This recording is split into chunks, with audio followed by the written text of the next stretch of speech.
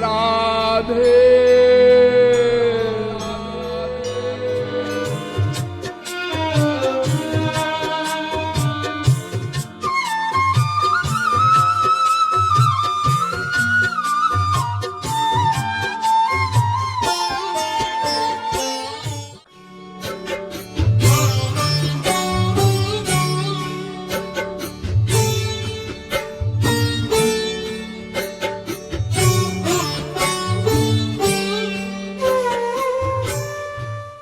कि अगर ये भगवान होंगे तब तो इनको पता चल जाएगा, और अगर ऐसे ही कोई लड़का होगा तो अपना रोता हुआ चला जाएगा, मेरे सखा खो गए, मेरे बछड़े खो गए। भगवान ने कहा, अच्छा, मेरी परीक्षा लेने की हिम्मत? जैसे अल्पज्ञ विशेषज्ञ की परीक्षा नहीं ले सकता, ब्रह्मा जी शंकर जी सब विशेषज्ञ हैं ना, ऐसे ही विशेषज्ञ सर्वज्ञ की परीक्षा नहीं ले सकता। भगवान तो सर्वज्ञ हैं। यह सर्वज्ञ सर्वविद्यस्य ज्ञानमयं तपः तस्मादेतद् ब्रह्म नाम रूप मन्नं च जायते।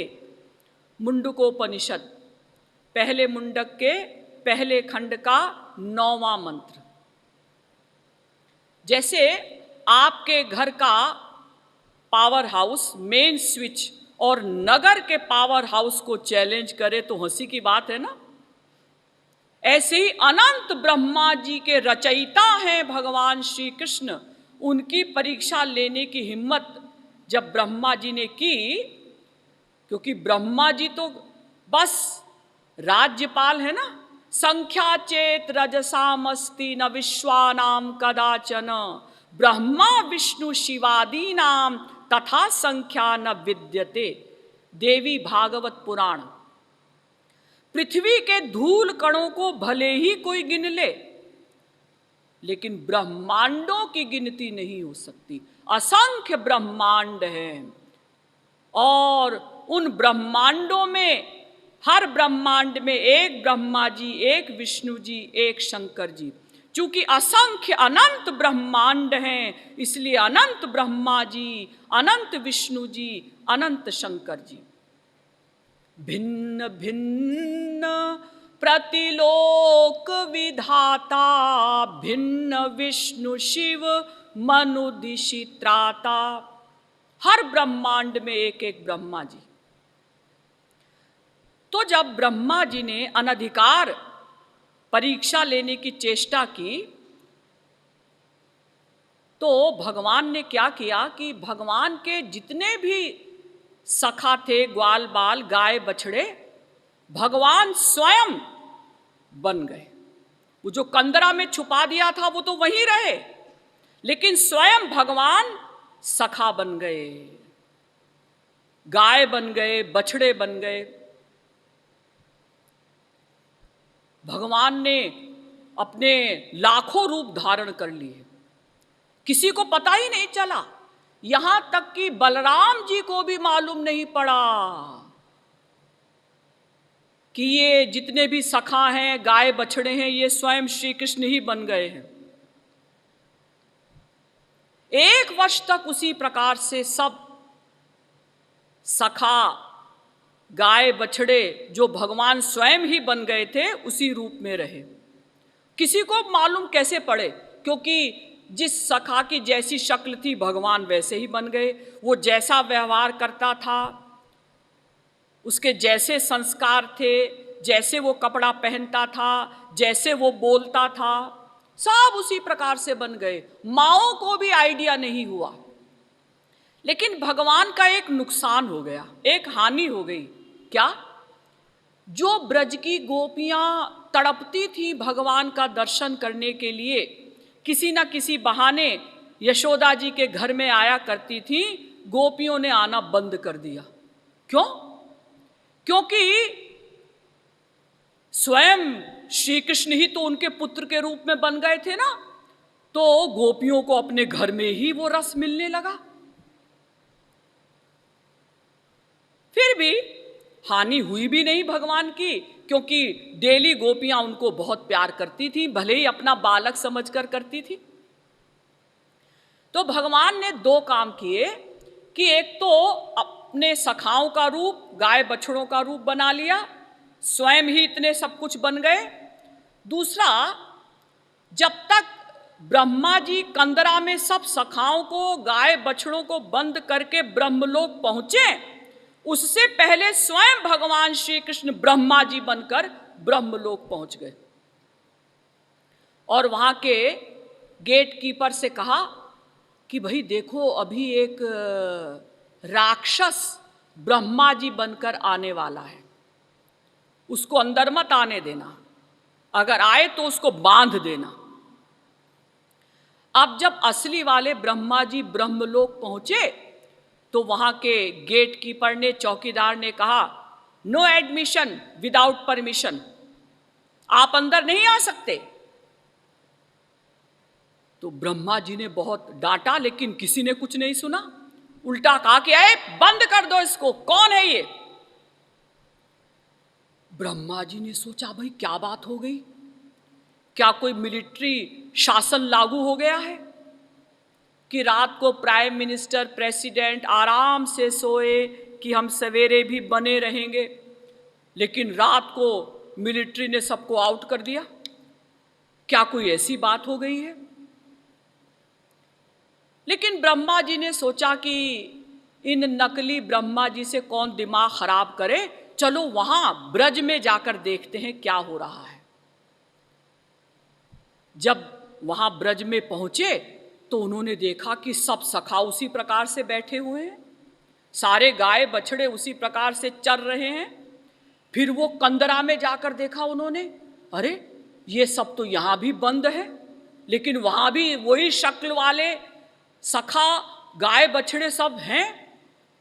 अब ब्रह्मा जी की आंखें खुली और आकर वो भगवान श्री कृष्ण के चरणों पर गिर पड़े और कहा, क्वाहं तमो महदहं खचराग्निवार्भू संवेष्टितांड घट सप्तवितस्तिकायः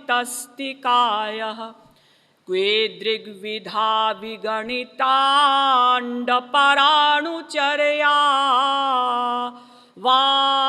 वाताध्वरोम विवरस्य च ते महित्वम्।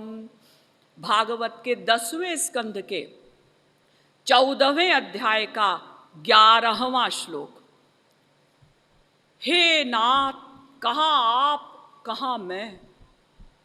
आपके तो रोम रोम में अनंत ब्रह्मा जी रहते हैं, अनंत ब्रह्मा जी आपके रोम रोम से प्रकट होते हैं।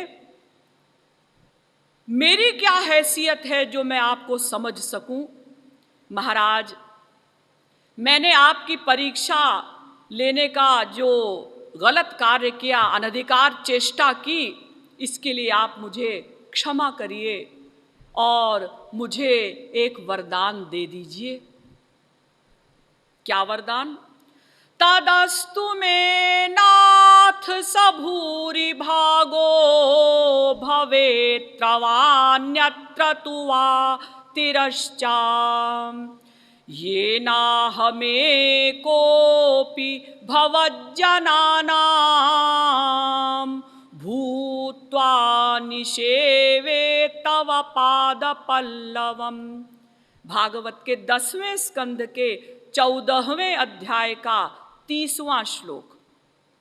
महाराज, मैं ऐसा तो नहीं कह सकता कि मुझे इस ब्रज में कोई मनुष्य बना दीजिए, इतना तो मेरा सौभाग्य नहीं, लेकिन इस ब्रज में मुझे कोई वृक्ष ही बना दीजिए, कोई लता गुल्म बना दीजिए, ताकि ये आपके सखा, ये गोपियां इधर से निकलें तो उनके चरणों की धूल उड़े, मुझ पर पड़े तो मैं पवित्र हो जाऊं। फिर ब्रह्मा जी भगवान से कहते हैं, अहो भाग्यम नंद गोपव्रजौकसाम यन्मित्रं परमानंदम पूर्णम ब्रह्म सनातनम। भागवत के 10वें स्कंद के 14वें अध्याय का 32वां श्लोक। हे श्री कृष्ण, मैं आपके सखाओं के भाग्य की क्या सराहना करूं। अहो भाग्यम अहो भाग्यम।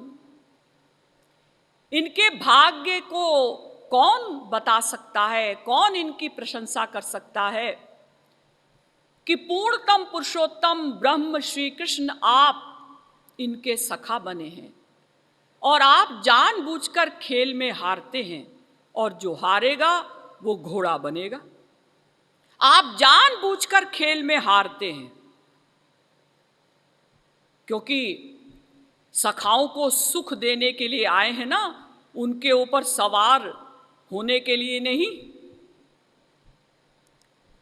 तो ये सखा लोग आपको घोड़ा बना देते हैं और आपके पीठ पर चढ़कर अपने पैरों की एड़ी आपके पेट पर मारते हैं। चल घोड़े, चल घोड़े, चल घोड़े। और आप आनंद के आंसू बहाते हुए दौड़ते जाते हैं। तो महाराज, ये सखा आपके कितने प्रेम रस परिप्लुत हैं, मैं इस बात को नहीं जानता था। तद्भूरि भाग्यमिह जन्म किमप्यटव्याम यद्गोकुलेऽपि कतमाङ्घ्रिरजोऽभिषेकम् यज्जीवितं तु निखिलं भगवान् मुकुन्दस्त्वद्यापि यत्पदरजः श्रुतिमृग्यमेव।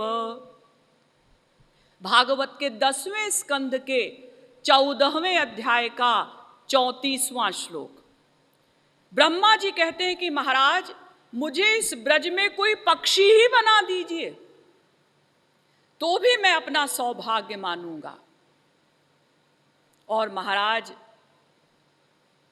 मैं कभी भी भविष्य में आपकी परीक्षा लेने की चेष्टा नहीं करूंगा, मुझे क्षमा करिए। तो देखिए, भगवान ने उनको ब्रज में पक्षी भी नहीं बनाया, वृक्ष भी नहीं बनाया, बस इतना कह दिया, ठीक है ठीक है, हम तुम्हें तुम्हारी सीट वापस करते हैं, लेकिन भविष्य में ऐसी गलती मत करना। शंकर जी को देखिए, जिस समय भगवान राम ने अवतार लिया तो शंकर जी कैलाश पर्वत छोड़कर, अपनी समाधि छोड़कर अवध की बीथियों में चक्कर लगा रहे हैं कि कभी तो अवधेश कुमार यहाँ से निकलेंगे तो कभी तो हमें उनका दर्शन हो ही जाएगा। कब निकलेंगे क्या पता, लेकिन कभी तो घोड़े पर सवार होकर हमारे ठाकुर जी, हमारे रामचंद्र जी इधर से निकलेंगे तो शायद कभी दर्शन हो ही जाए। और जब भगवान श्री कृष्ण ने अवतार लिया तो भी यशोदा जी के यहाँ आकर धरना देकर बैठ गए, मैया मुझे भिक्षा दे दे। तो यशोदा मैया कई प्रकार की भिक्षा का सामान लाई। नहीं, मुझे ये भिक्षा नहीं चाहिए। तो फिर तुम हमारे दरवाजे पर क्यों बैठे हो? हाँ, भिक्षा लेने के लिए बैठा हूं। तो मैं भिक्षा ही तो दे रही हूं। नहीं नहीं, मुझे आपके लाला के दर्शनों की भिक्षा चाहिए।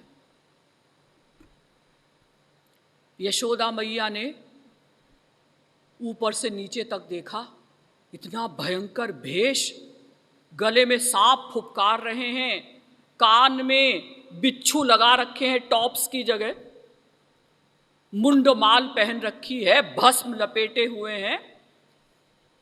यशोदा मैया ने कहा कि देखो महाराज, बाबा जी, मेरा लाला अभी 2 दिन का है, आपका इतना भयंकर भेष देखकर वो डर जाएगा, इसलिए मैं आपको अपने लाला के दर्शन नहीं कराऊंगी।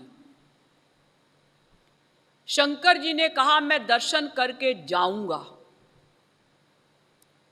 यशोदा जी ने कहा कोई जबरदस्ती है, हम कहते हैं कि हम आपको दर्शन नहीं कराएंगे। अब इस समय सीट तो यशोदा जी की ऊंची है, आखिर वो ब्रह्म की मां बनी है, ये सौभाग्य उन्हें प्राप्त हुआ है। शंकर जी क्या करते, खिसिया कर लौट आए, लेकिन लौटकर कैलाश पर्वत पर नहीं गए, वहीं यमुना के किनारे बैठकर आंसू बहाने लगे। आंसू ही भक्त के पास एक ऐसा शस्त्र है जिसको भगवान नहीं देख सकते, उस शस्त्र से भगवान हार जाते हैं।